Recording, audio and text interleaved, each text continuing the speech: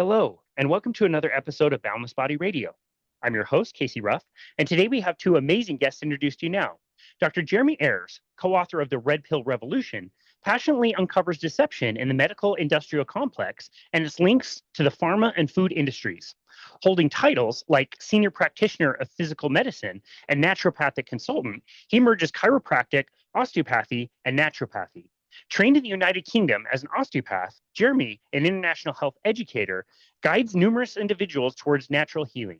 His mission involves blending Eastern wisdom with Western science, challenging medical manipulation, and advocating for holistic well-being to create a healthier world. John Gusty spent over 30 years in the entertainment industry working behind the curtain for some of music's biggest names. Eventually, John turned his attention to health and wellness to help his wife heal from what was originally diagnosed as multiple sclerosis. He soon realized that the same deceit and profit motive that plagued the entertainment media was even worse inside the medical industry. As a champion of individuality, he now devotes his time to creating content that celebrates the spirit of sovereignty in all aspects of life. John and Jeremy, what an absolute honor it is to welcome you both to Boundless Body Radio. Casey, thank you so much. It's such an honor. Casey. It's such an honor to host you both. Jeremy, I would like to start with you. You told me off air that you just got nominated for something extremely important. Can you tell us about that? Yeah, thank you. And it seems to have divided opinion when I was, but I was nominated or have been nominated for the Make America Healthy Again campaign put up by RFK Jr.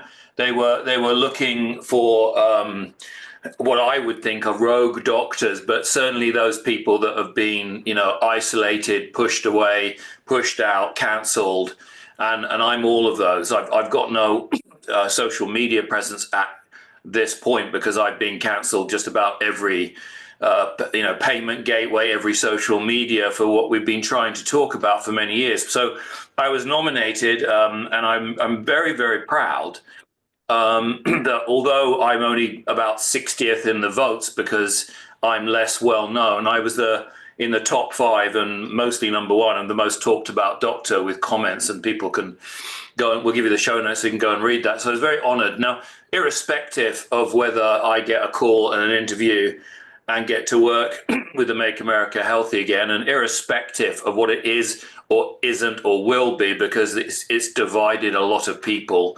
Some people think it's a trap, some people think it's fantastic.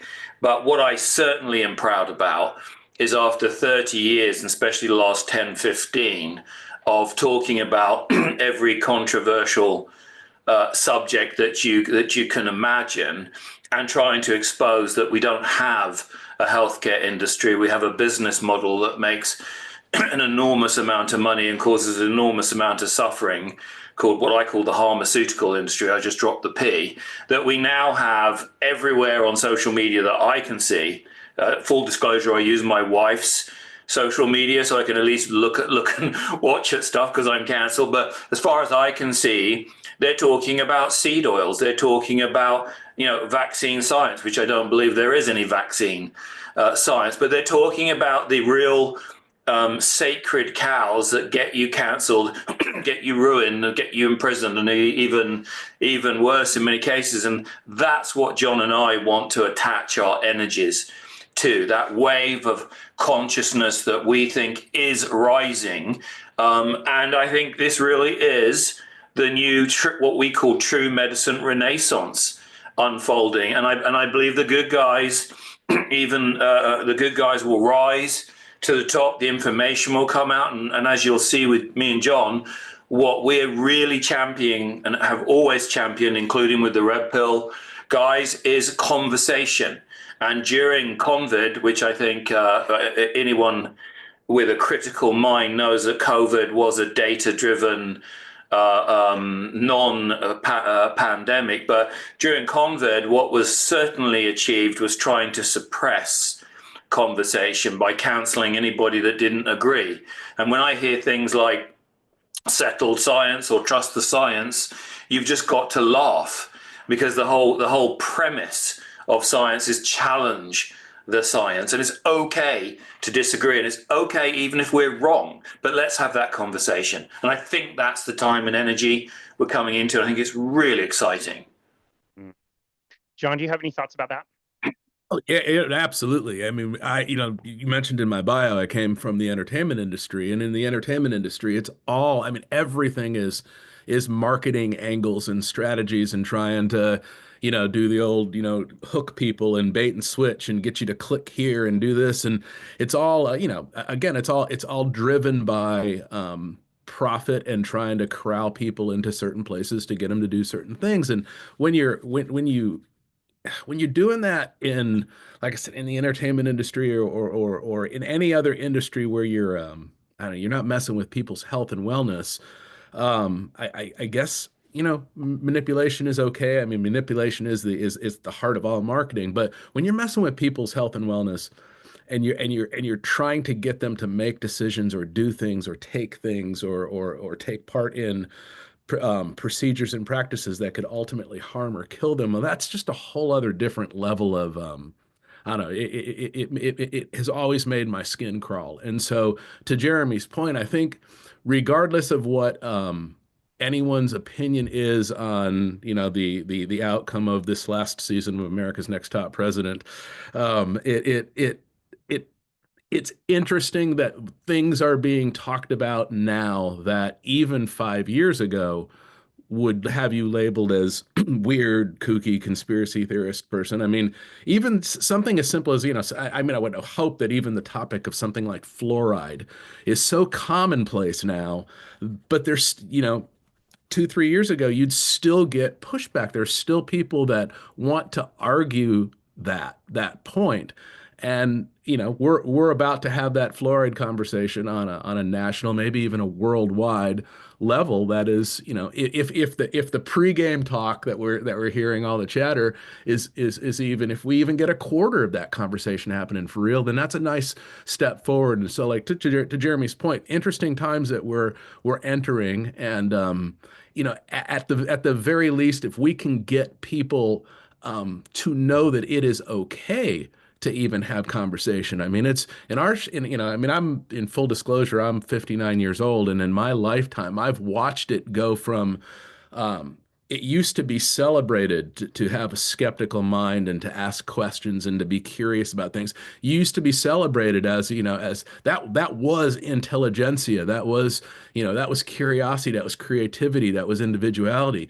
And we've watched that in very short order just flip. And now, how dare you have a question or have any skeptical thoughts on any of these particular sacred cow subjects? And so, again, interesting times. At least it's good to talk about these things, and even more important, to let people know it's okay to talk about these things, and it's absolutely okay to ask questions, say no, and in some cases just opt out altogether. Oh, wow. Very well said. You reminded me of a consultation I did last week with somebody, and they're telling me what their goals are and that kind of thing. And I start talking about the things that I, have come to discover about nutrition. And I feel like I'm like growing a second head out of my shoulder by talking about some of the science that is there in nutrition. Science has been ignored about nutrition and all this stuff. And I feel so bad telling this person things that she's never heard before. And I'm walking away from the conversation. I'm like, you overshared. You shouldn't have said all those things. And the best thing I can come up with later on is like, you know what? You can't shut up about some of these things. Like, when you learn at least the truth or the non-truths, like, you have to share it. And so I really appreciate your passion for wanting to get this message out, even though, like you said, Dr. Jeremy, like, getting canceled, like you said, John, like, you can't even like start the conversation about fluoride anymore. Like, all of these things, it's a shame that you can't just talk about them and share your opinions and be allowed to even, be wrong about something, like you said. Well, we whether we in mass want to recognize it or not, people, we live in times where people really like teams. Everything is team sport. It's not just, in the sporting world. Politics is team sports. Religion is team sports. Views on food and health and wellness is, there's different teams, and it is it we are right now just able to have these conversations where, again, fluoride is a really great example. It is, It is it's a book that has been open, but it's only been open to a few of us. And now I think one of the silver linings of the events of 2020 forward is it really did open up a lot of people's eyes, ears, and minds to at least the possibility that everything is not as it's always been told to us. And that's Can I jump on there, John? Absolutely. Because I really appreciate Casey's comments with your last consultation. I mean, I haven't been shutting up for 30 years, certainly the last 20 years. And trust me, there's been times where I've looked in the mirror and asked myself, can I not just shut up? But you can't. And the reason you can't, and you get up and you go again, especially before this period of time where pretty much everything I'm talking about or have been talking about has been the opposite or near opposite to what people thought they knew, is because when you look at history, and we could argue what history really is and isn't, but when we look at generally believed and understood history, the way we evolved was in tribes. And as we evolved, we improved things only if they served the tribe. And it did something better. We didn't improve it for self-gain in particular or other reasons. So it was always around the community and the tribe and the well-being. And if this works, don't fix it. And if it doesn't, let's improve it. And then over time, as industrialization and we came out of tribes and small villages and started to be herded into these massive towns and cities and what have you, we very much lost our way up to modern times where it's more than just being cancelled and the conversation not being allowed. What it's done, and that's why I'm so excited about this time. It's also why we wrote the Red Pill Revolution book, because we were just asked all the time, why doesn't my dad know about this? Why isn't this on TV? That sort of thing. Is that it's become crystal clear that a few, and they could be named many things, but we decided to describe them by their behavior, which is psychopathic. But it's become very clear that a few very influential, powerful men, women, possibly families, have perverted human evolvement, have perverted human health, have perverted everything for their gain and not ours. And therefore, what this time is bringing and showing with the cancellation is, why on earth would you cancel doctors or scientists or anyone trying to say something? I mean, myself and Graham Norbury, who I work with, we did a podcast with someone on YouTube. They only had about 500 subscribers, and it was cancelled in 1 minute. When you've got that kind of, algorithms and watching, why it shows how dangerous this knowledge and conversation is to them, the all capitals them that we hear spoken about all the time. And so, what is happening right now is we have to start once again, and this is what Maha should be, is how are humans designed to live? We don't eat, you would have talked to Ben and Phil about this, we don't even know what food to eat. We're the only animal that doesn't know what to eat. And so when you have your consultation trying to, segue back into that, and why we work the Red Pill Revolution and why we have a membership educating people is because everything's upside down deliberately. The word evil is the word live spelled backwards. And that's what's happened. We've been trained to live the opposite to our design on this this earth, this realm, this plane, whatever it is. And so when you talk to ordinary people that have become sick and you start saying, well, what's your diet? They often, and you've probably heard it, I have a really healthy, balanced diet, or I eat healthy, or I eat organic. Not that anyone's probably eating organic. How on earth, and I've looked at some of the people you interview, so I'm assuming I'm on the right page, how on earth do you even start presenting that plants may not be as advantageous to their diet as they first thought? I think we've been attacked more viciously over what you put in your mouth than any other potential controversial subject. And yet we have to go back to, how are we designed to live here? What makes a human thrive? and we've been doing pretty much everything wrong deliberately. Yeah, that's very well said. I really appreciate that.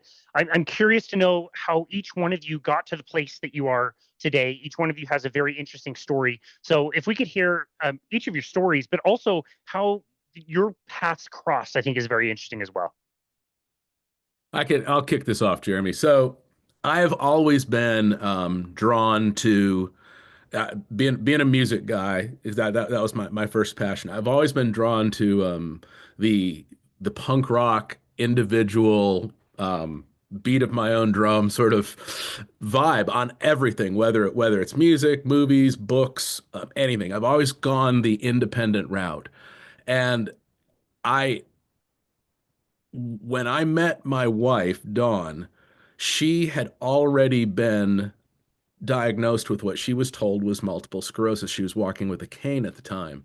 And just being the type of person that I am, when we connected our lives and we started living together as a couple, her problems became my problems. And I'm a bit of a digger when it goes in. Well, when I got to figure something out, I get in there, I dig, and I get my hands dirty. I try to figure out what the problem is. My wife, not so much. And so I started going to her appointments with her and realized it's like, wow, she's getting a lot of information thrown at her, and she's not asking.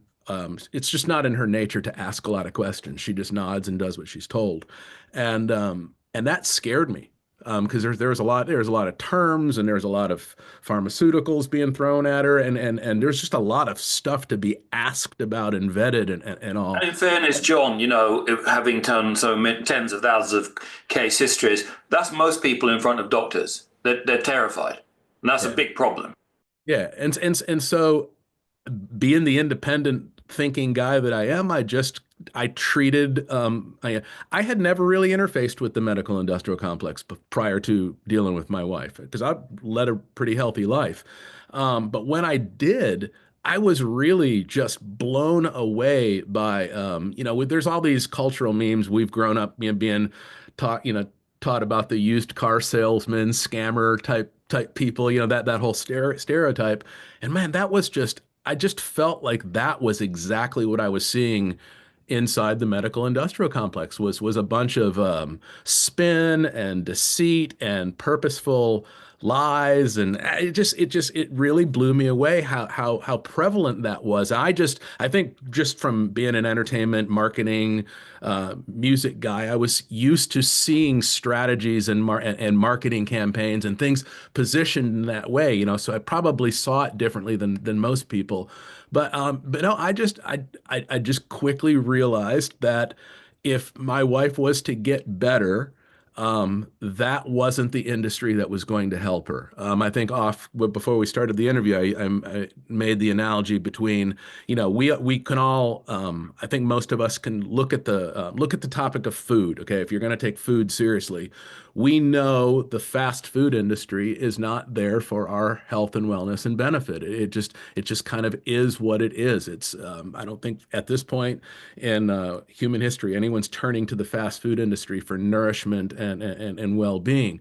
So I just looked at in the world of health and wellness, I looked at the medical industrial complex as the fast food industry of health and wellness. And there are other, when you want to do something correctly, regardless of the topic matter that you're approaching, you're going to find what's really going on. You're going to find the truth. You're going to find authenticity in the individual artisan independent realm. And that's where Jeremy and I crossed paths. We are both lifelong, there's never been a rabbit hole we haven't been afraid to jump down, and our paths crossed kind of there in the I guess in the alt media world. And you recognize like-minded souls, and we just really clicked, and he started helping my wife, and much like you will find when you get out of when you get out of any industry's mainstream and you start going into the more independent realms of whatever industry that is, you really find some beautiful people, and people are doing things for more genuine artisan purposes. You know, the people who are baking goods on a small scale are baking those goods using the best of materials and the best of conditions, and they really want to give you the best product versus, you know, something that is mass produced. And Jeremy's just one of those. You know, he was one of the independent artisan health and wellness people that really took an interest in my wife's problem and has never really let go. I mean, this is we've been, you know, working on a decade together, and he's never let go of trying to help her. That's our story. That's how we came to be, and we just knew that being like-minded souls, we're going to spend the rest of our lives trying to push forward information that will help people. And because that's the name of the game. If you know what to do, then you will do it. And so information is really, really powerful. I really appreciate that, John. You definitely ruined our future show sponsors. I've been working so hard over the years to get a fast food sponsor of the show that you just ruined that for us. So thanks a lot. We'll figure something else out. This episode is not being brought to you by Dunkin' Donuts. Damn it. Lost a show sponsor. Dr. Jeremy, tell us a little bit about your training. Were you trained in a kind of conventional way, and were you involved in the system, or you were able to stay kind of outside the system before you got to where you are today with all that? Yeah, it's an interesting story. I've told many times, but I have to tell it, so I'll do it as quick as I can. But you know, I was raised in a working class family. My mother was I would describe that both passed last year, helped on by certain injections, that's for sure. But my mother was a simple woman, but a very strong woman, and she hated bullies and liars. And she raised me, you know, like any good family, you know, not to be a bully and a liar, to be honest. And I didn't realize I was going to grow up and realize that for the better part, the upper echelons of authorities and what have you were really bullies and liars. But at the age of 12, my family was a building family, and I was set to become the carpenter and joiner, and my brother was the bricklayer or mason, as you probably say in the States or Canada. But I was set to be that. But at 12, my brother's mother-in-law was diagnosed with breast cancer, and she went on to die. And at the time, people said, you know, she's died of breast cancer or died of cancer, which is what people say. I disagree probably now with that statement. It's probably the treatment that brought her to that demise so quickly. But at the age of 12, what I did see was how emotional that label is when it comes into a family. It caused anger, it caused grief, it caused all kinds of worry and separations and arguments and you know, and all negative. And as a 12-year-old boy, I just thought, oh, this is just wrong. You know, this something's got to be fixed here. You know, just a very simple, innocent way. And then I kind of forgot about it in a way until my 20s, excuse me, early 20s. I was an international canoeist representing Great Britain, and I hurt my back very badly. And I've never liked doctors. It's a bit like churches. You know, whenever I walked into a church, at least a Catholic church, for sure, I would always feel odd. You know, there are some old churches where it feels a bit different, but mostly whenever I walked in churches, it didn't resonate with me. And doctors' offices were certainly the same. So I always avoided those as well. But anyway, I hurt my back, and there was an osteopath, which is just like a chiropractor for those that don't really know, on the squad. And he was charging only a few quid for us because we were on the squad. And I went down there not knowing what to expect. And it was a bit like a production clinic with lots of, you know, curtain booths and 10 trainees, and he would come in and do the adjustments. And he handed me over to this East European woman that had more stubble on her face and bigger biceps than me, and was quite intimidating. And she then massaged me into tears for the next 30 minutes. And being English, we don't complain. We just construct a well-worded letter to send the next day. We just lay there and take it. And then Ron Johnson, the osteopath, came in, no warning, put me into some weird position, you know, some pseudo-sexual position, I thought at the time, and then crack, you know, I didn't know what was coming, and all the pain went, or majoritively, and that was it. That was the moment. You know, I was like, I have to do this. It was just instant. I have to do this. And so, a long story short, I managed to get myself on the best college in England, British School of Osteopathy. At least that's what it was built to be. And a year into that course, I was bored out of my brain, sitting there wondering what on earth I've done and what mistake I've made, other than the anatomy teachers who were pathologists, which were absolutely fascinating. And this northern chap, so we have this north and southern divide in England, probably like everywhere, and they don't normally get on too well. And he was this northern chap sitting next to me, and he turned around and said, "This is crap, isn't it?" And I was just shocked that someone else was relieved, if anything. And he said, anyway, he said his father was trained by a very great man called Harry Hawes up north, and he'd reopened a college at 76. Do I want to come along with him and have a look? So I said yes. I was terrified, to be honest. But I went up north into this old cathedral university where they train Catholic priests, which is where they'd hired to do the course.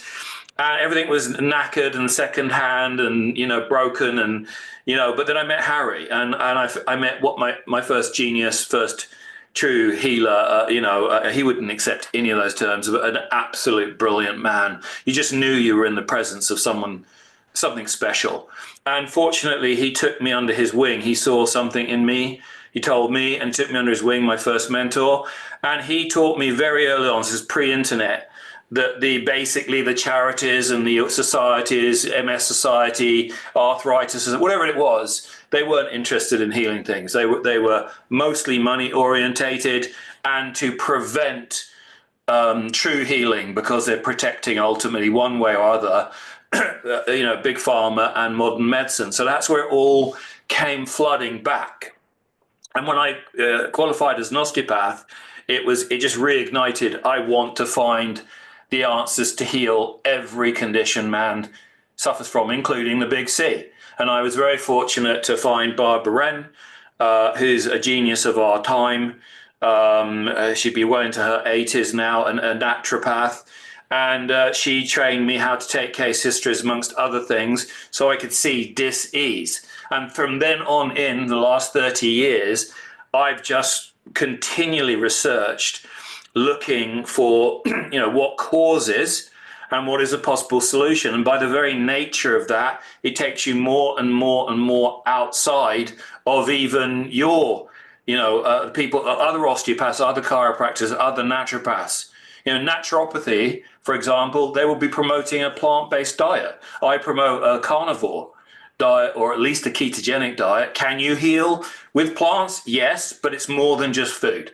Right? But it takes you on the outskirts of what is acceptable, and you have to become comfortable with that. And it made me more and more troublesome to authorities, and so you get cancelled. And that's how I met John, because my first ever interview was with Clive de Carle, which is another great chap over here in England. It was my worst interview. It was terrible for me, but John had wanted Dawn to watch some of Clive stuff, and by nature of YouTube, my video came up, and she watched that, and she went, "I want that one." And John was like, no, this one over here. Dawn said, "No, I want him." And that was how we crossed paths. And we've never, even though Dawn, we've helped MS before, quite a few times, but Dawn is an incredibly complex case.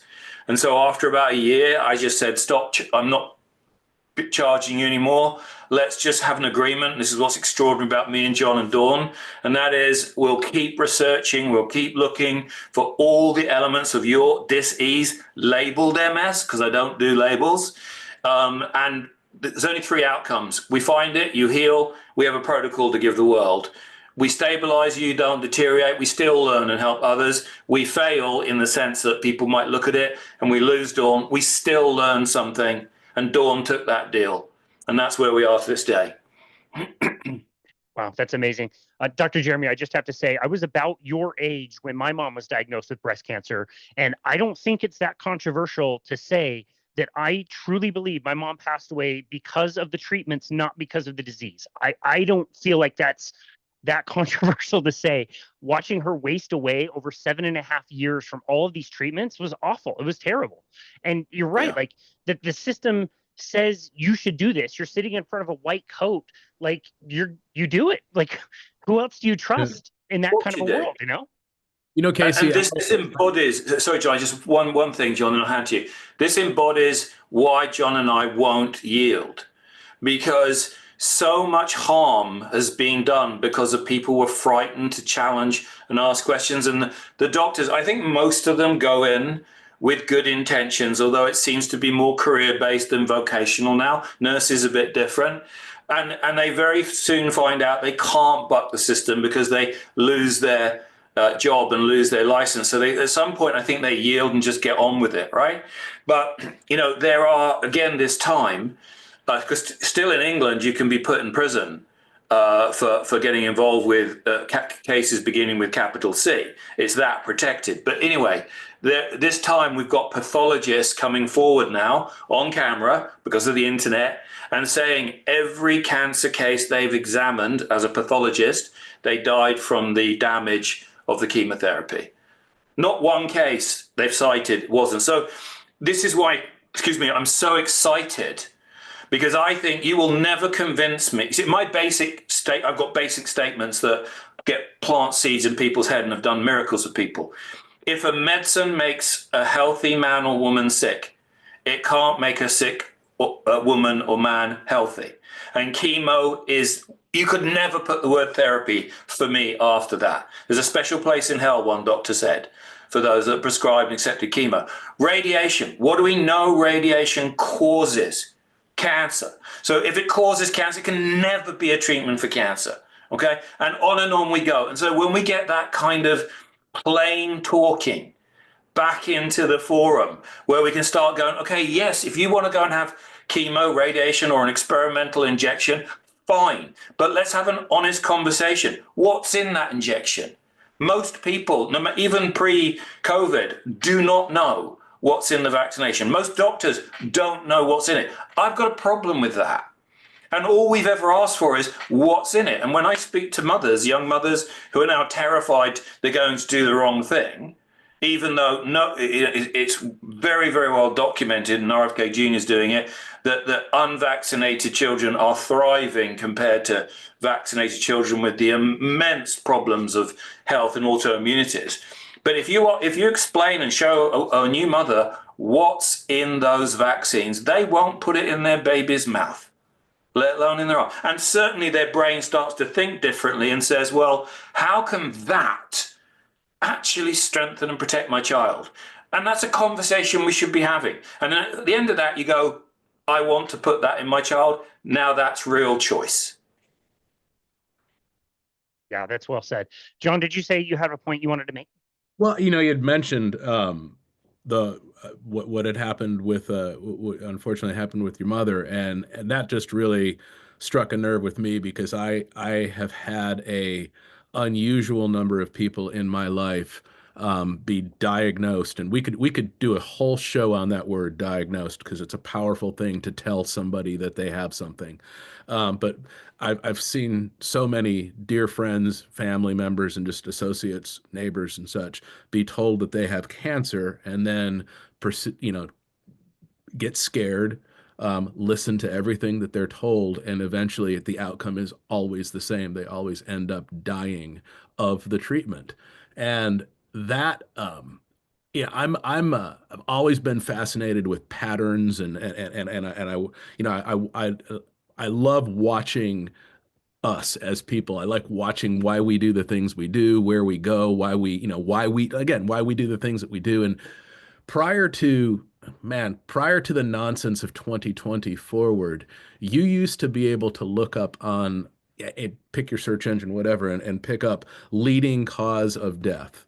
And you'd get these different top 10 lists or whatever, but in the top two, top three, the number one, number two leading cause of death was always medical malpractice, which is just an umbrella term. And curiously, now when you look up leading cause of death, you don't see that. And in my opinion, it's because the events of 2020 forward so exposed that world, the medical industrial complex, as not being advantageous to our overall health and wellness. All of the different stories of just everything from disinformation to hospitals being incentivized to literally murder people. I mean, you just runs the gamut. So again, I think we touched on this at the very beginning. The mere fact that it is becoming normal now for people, 10 years ago, I was saying these exact same things. So was Jeremy, probably yourself, and we would be just the absolute weirdos in the room, suggesting that these people in white lab coats with letters after their name might not possibly know what they're talking about, or maybe at the very least they sincerely believe what they're talking about. But I would argue they were educated incorrectly on purpose to serve a bigger agenda. But the fact that now we can openly talk about this kind of stuff, and it's not so controversial anymore. I mean, I would beg anybody listening, if nothing else comes out of listening to anything that we've said on this episode, if you are told by a medical professional that you have, especially if you have the big C, please seek as many other opinions as possible. And I would go as far to say, ask that medical professional to show you the cancer. Show, I would want to see in front of me on a microscope, not some static, a X-ray or, see that little white mass, that's your cancer. No, that could be anything. I'd want to see on a microscope live in front of me my own body working against me. I'd like to see my cancer, and I think if more people were posed more questions and pushed back on some of these diagnoses, we wouldn't have the death rate that we have currently. Wow. Wow. Strong words. I like that. That's amazing. Tell us about your current work. How are you working with people? How are you trying to get this message out? We've got a website called Naturally Better for You, and that site right there will give you a pretty good overview as what Jeremy and I are doing. There's several things on that page. There's some free downloads on that page. If nothing else, just go there. One of the things that I love on that page is the anti-dependency guide, which is it's a guide that we put together that is just chock full of things that anyone can do to kind of take back ownership of your own life, and a bunch of different verticals too, not just health and wellness, but there's banking aspects, there's food, there's air, there's water. Just again, it's a free download. We don't even ask for your email address or anything like that. We just want to share information with you. But probably the biggest thing at naturallybetterforyou.com is Jeremy's got 30 years worth of just work and research and tried and true just protocols in there. And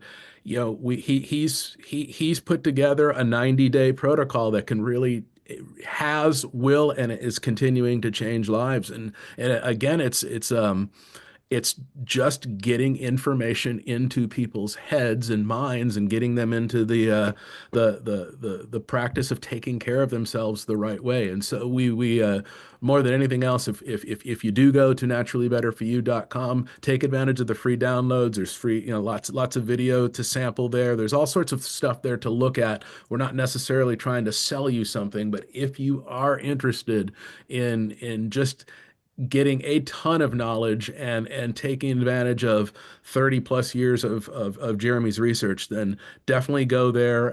It's an amazing price point. I mean, we're talking $45. I mean, most people spend more than that on pizza for the family, and this is $45 that could put you on a whole new path. And again, it's not about selling the $45 product. It's about sharing information. And but it took a lot to put this information together and then create the community that we've created. And so I think it's a pretty reasonable price to pay for what you get in exchange for it. Yeah, well, let me jump in there because I absolutely am trying to sell you something, and I'll tell you why. Over 30 years of helping people, I've given away stuff I've done free stuff for so many years prior to the membership site. But when I've given consultations free or what have you, they don't do it. They just don't do it. When you charge something, it gives it value and they take it seriously. And I've seen things like we're doing out there for $1,500, and our 90-day access, and after that is $18, is $45. And in the membership, you've got myself and Graham Norbury, who's a sort of Dr. Jack Kruse expert. We've done over 70 30-minute vlogs. We do all of them walking in the lake, the beautiful, beautiful Lake District of England. Why? Because one of our main premises is get your ass outside. Why? Because natural light and dark, it drives your hormonal body and circadian rhythms, and we didn't want to do it like we're doing this on Zoom inside under artificial light in front of a screen. So, we walk the walk, and those vlogs, the members of which has been, well over 1,000 members from all over the world and growing, have named them epic because they're funny, they're real. We talk like we've talked to you. The information, I would say, knowledge is very palatable. We make it simple. And so I've taken 30 years of work and put it in that format, as well as a written the protocol that I've put together on all aspects of what makes people sick and what will make you well. Mostly, there's always nuances for specific cases. Those people have a Zoom consultation with me. We have live Q&As every fortnight, and we've got those library as well, so you can go back and watch those, and little pieces of magic happen in the Q&As. It's not just like you might expect a Q&A, because I zone in on people, and out comes, who knows, emotions, trauma, real kinds of gems that people often burst out crying just watching it, but it's a beautiful thing. So I don't know of anything like what we do out there on the big interweb internet, and I certainly hope to see a lot more of it. So I'm very, very happy to sell it for $45, because if you don't like it and you're a bit sly, just cram it all in the first 30 days and then ask for your money back, and then you can leave with your refund and a middle finger up at me, Norbs, and John.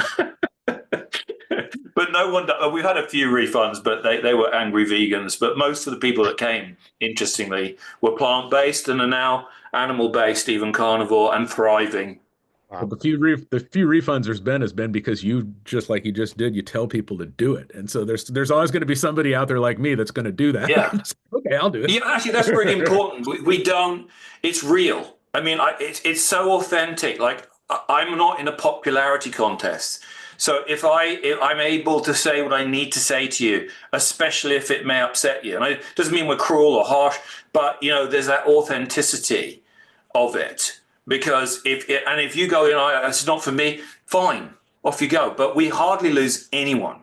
They love it, and they stay with us for a lot longer than it takes them to get well. Yeah. Wow. That's such a good point. I love that you talk about all kinds of different aspects of health, and we've certainly addressed lots of those. We've talked about diet. We've talked about getting outside and sunlight. What I've noticed with most people is if they take one step into some kind of unconventional, advice as far as health, and they take that step, they see a benefit, and they're more willing to take another step. And, Right. maybe they start with diet and then they're exercising, or they start with exercise and then they're getting outside, or whatever, grounding, and any of those things.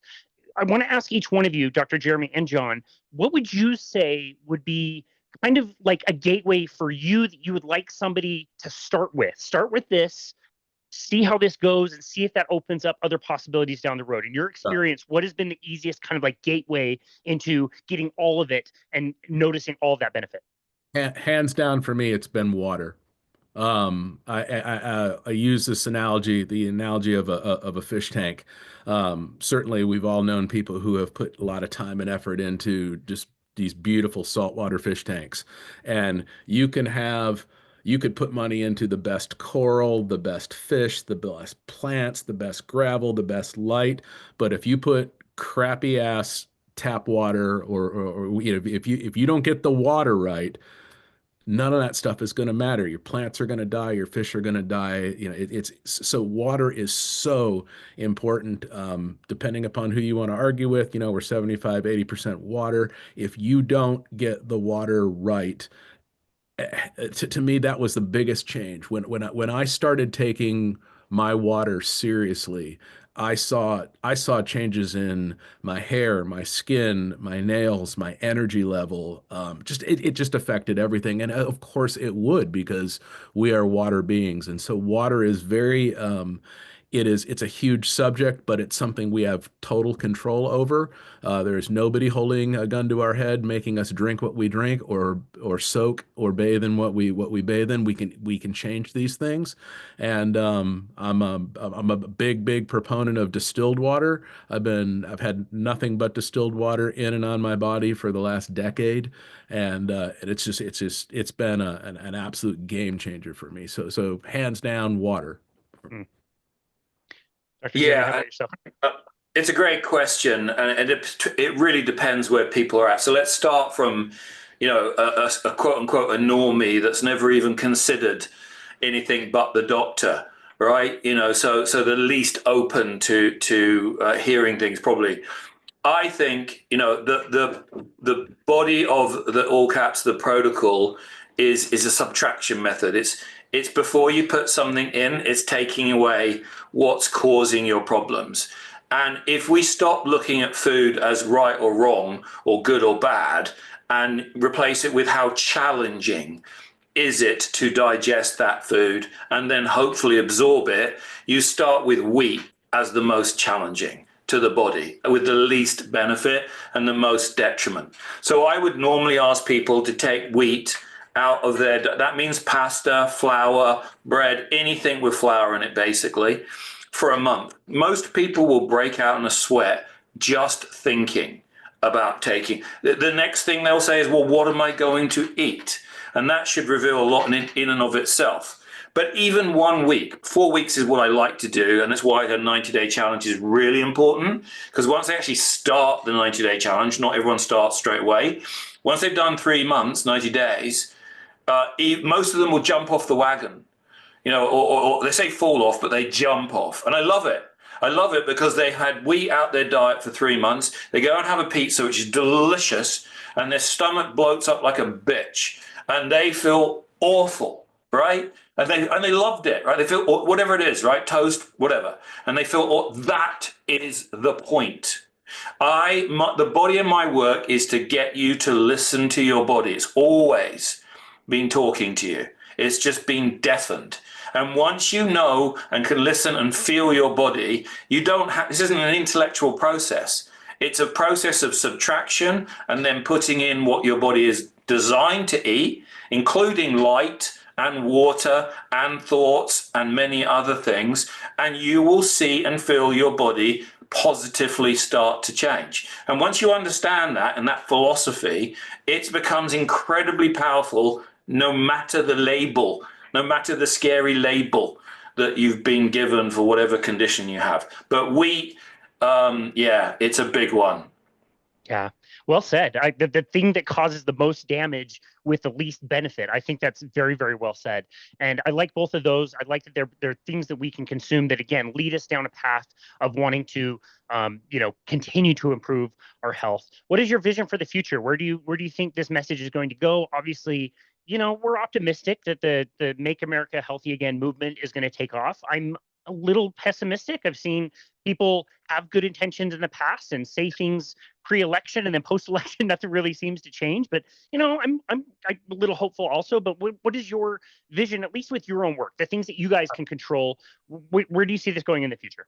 I'm with you, Casey. I'm not holding my breath. I mean, it's great that some of these conversations are being floated, but again, I've seen enough of these 2 to 4 year cycles that the same stuff gets talked about, the same stuff gets floated, nothing ever changes. So, which is why I think the most important thing of all is what we're doing right now, having conversations like this. And I hope that if nothing else, maybe this most current change, if you will loosen up the conversation sphere a little bit, because when when one team is in charge, the clamp down on speech seems to be really intense, but then another team comes in and that dynamic changes. And so maybe if nothing else, maybe we have a little bit more freedom to have some of these conversations a little more freely. Maybe there's less people getting canceled over some of these topics than maybe there was a couple years back. But I hope we get to the point where your average everyday person who may not necessarily think about these things. I hope we get to the point where your average everyday person walks into a grocery store.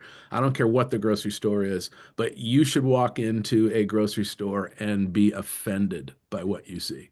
If you walk into a grocery store, again, I don't care if it's Whole Foods or whatever, and if you are not offended by looking around at the shelves, just going, all of this is garbage, which is really the case. I mean, and I'm not trying to be a snob. I'm not trying to be harsh, but I happen to live by a very, very nice grocery store that does actually try to sell some decent stuff. And I'd say 85% of the inventory in that store is absolute garbage. And so even in the best cases, most of what is on the shelf in the grocery stores is not it's not there for our health and our wellness and our benefit. So trying to change the mindset where right now a lot of people just think that's where my food comes from, is from the grocery store. Change your mindset. Eggs don't come from a grocery store. Eggs come from a chicken. Make friends with someone who has chickens, or get chickens yourself. Your burger doesn't come from a grocery store or a drive-through window. It comes from a cow. Make friends with someone who raises and cares for and loves healthy cows. And change the mindset of where our food comes from. And something that Jeremy says, and I'm stealing this, but I'm going to give him credit, and I hope that this gets into people's mindset too, That's a is first. know the difference between food and feed. And that's a big one. And most of our grocery stores are filled with feed. They're not filled with food. And food comes from the source. So start thinking differently. Change your mindset. And again, eggs don't come from a grocery store. Eggs come from chickens. And start thinking like that and know where your eggs come from. And that's another simple change. I mean, no matter where we live, everyone listening to this or watching this has the ability to buy eggs, something as simple as eggs. Buy eggs from anywhere other than the grocery store. And you're gonna make a much better purchase. Hands down, the egg that you're going to buy is going to be way better than the one in the grocery store. And two, you're going to be making these connections that are going to serve you well moving forward, because there's going to come a time. It may not be a terrorist attack, or it may not be what a big cable news event, but there's going to come a time when, even if the power goes out or the electronic payment systems go down for a couple of days, when you can't go to a grocery store and buy your eggs, you're going to be really happy that you happen to know Larry, the egg farmer, that you can walk down the street and get as many eggs as you want anytime you want. Doesn't matter whether. Well, So I don't know. That's my advice. I hope people change their mindset. that's good advice.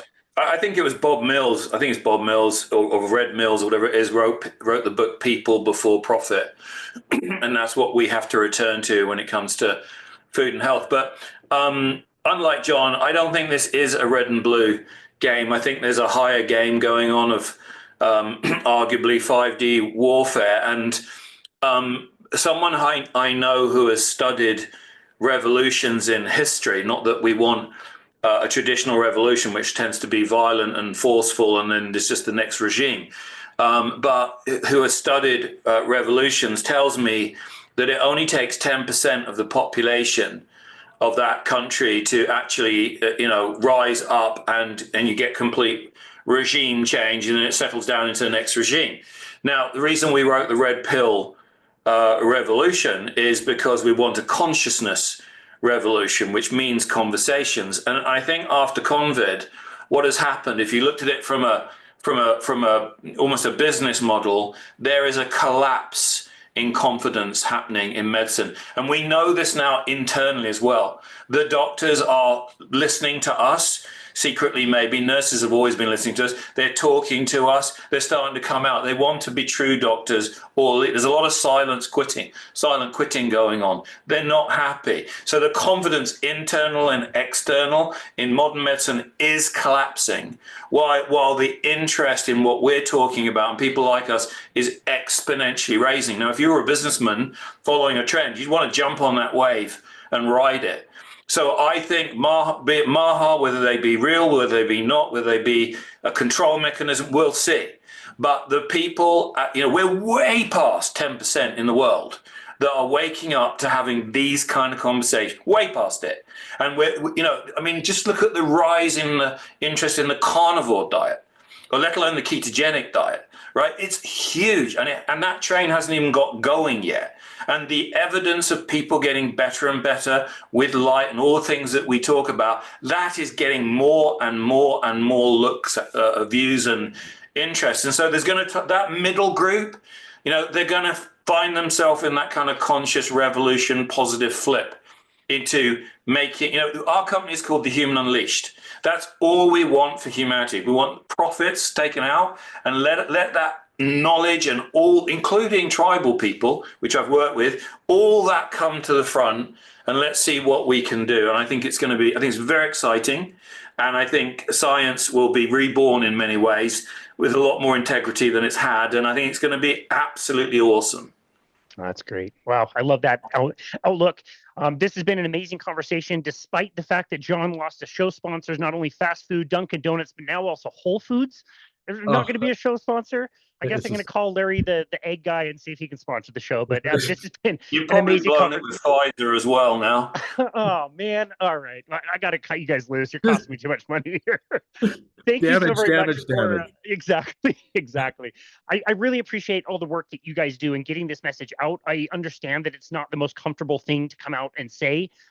I certainly wish the reality was a lot different than it was, but here we are, and you guys are not really caring about getting canceled, and you're making appearances, you're creating content, you're creating a high amount of volume for people, and I think that's really appreciated. I've certainly appreciated this conversation and appreciated your time to come on our show. Dr. Jeremy and John, where would you like people to go to find you and connect with you and your work? naturallybetterforyou.com. naturallybetterforyou.com. Come join the membership. Have 90 days with me, Norbs, and John, and judge us then. Excellent. That is excellent. We will link that in the show notes. And like I said, I'm so grateful for this conversation and so grateful for the work that both of you are doing. John and Dr. Jeremy, thank you so very much for all of this. And thank you for taking time out of your very busy lives to be on our show today. We really appreciate you. Thank you, Casey. Thanks, Casey. Thank you so much. Thank you. And this has been another episode of Balanced Body Radio.